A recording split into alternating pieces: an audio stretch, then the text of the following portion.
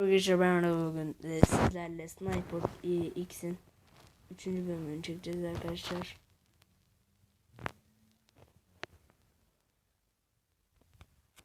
Alalım. Neye geçtim şimdi işte.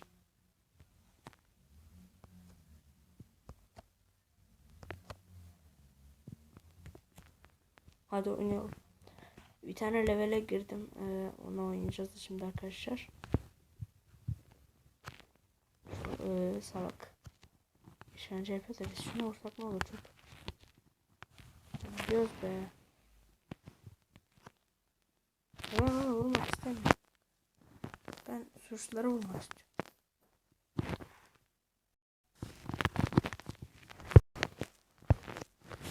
Hadi onu vuralım.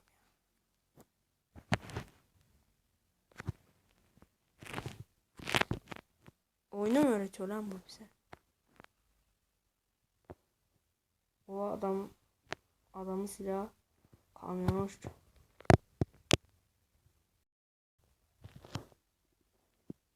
Oyun çok kasıyor ya. Hiç kasmazdı, şimdi kasacak bir tanesi.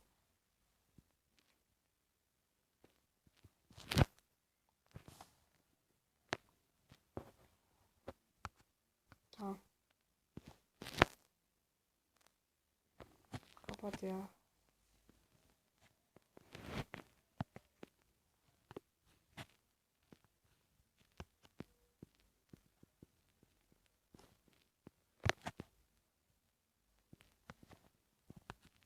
Bu arada ben nasıl döneceğim bilmiyorum ya.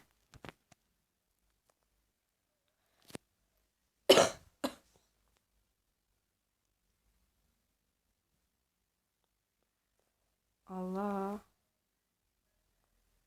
Gene başladık. Mevzulara.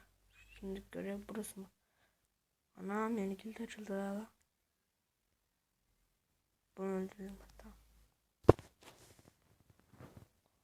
Oyun yavaştan oyundan zevk almaya başladım.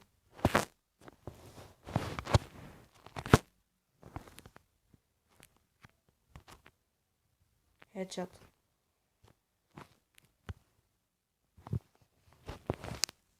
Gerçi salaklar şuradan bir tanesi. Bunu da alırız. Ya kaçma.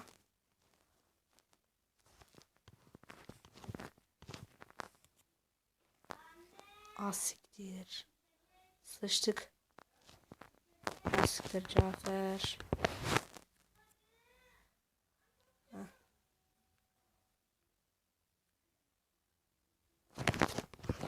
Onu falan öldürdük ya. Bacağına sıktım ölmedi. Ve kaybettik görevi. Evet, restart basmıyor. Çok az oynayacağım.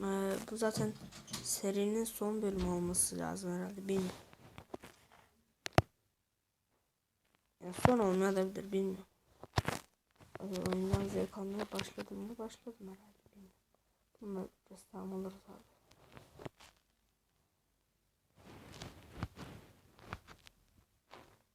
Geliştirmemiz gerekiyor. Neye geçeceğim? Ne istiyorsun? Tamam, şunu geçtir işte. Tamam. Şimdi de mi oynayamıyoruz?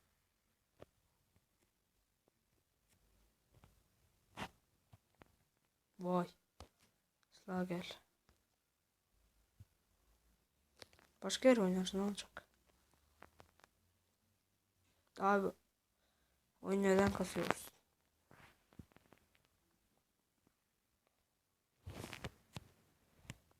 Sadece bu adamı alacağız, tamam. Nerede o adam? Şu muydu? Şuydu mu? Şuydu herhalde. Siktir, o değilmiş. Yanlış adam vurduk. Şu mu?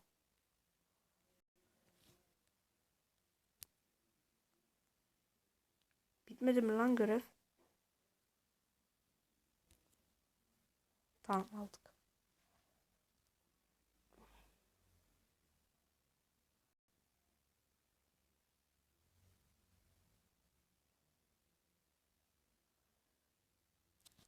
Yeni görevler açıldı. Yeter mi bu kadar? Evet yeter bu kadar ya. Yeter. Aynen ya. Sizi sıkmak istemiyorum. Evet arkadaşlar. Dur. Şuraya gel. Evet arkadaşlar bugünlük benden bu kadar. Bütün videolarımı izlemek için kanalıma abone olmayı unutmayın arkadaşlar. Bu videoya like atmayı da unutmayın. Ve düşüncelerinizi benimle paylaşmak için yorum atmayı unutmayın arkadaşlar. Kendinize iyi bakın. Bye.